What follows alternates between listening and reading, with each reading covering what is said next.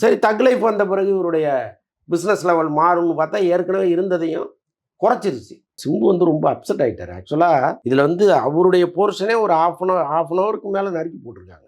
அவ்வளோ எடுத்து படத்தில் பயன்படுத்தவே இல்லை. இன்னொன்று வந்து அந்த படமும் பெருசாக எதிர்பார்த்த அளவுக்கு இல்லை. அவர் சிம்புவே வந்து படத்தை கடைசி நாள், அதாவது இந்த ரிலீஸுக்கு முதல் நாள் தான் இந்த படத்தையே பார்த்துருக்காரு அவர். அதுக்கு முன்னாடி வரைக்கும் வெறும் டப்பிங்கில் பார்த்தது தான். அவர் பெரிய கற்பனையில் இருந்தார்.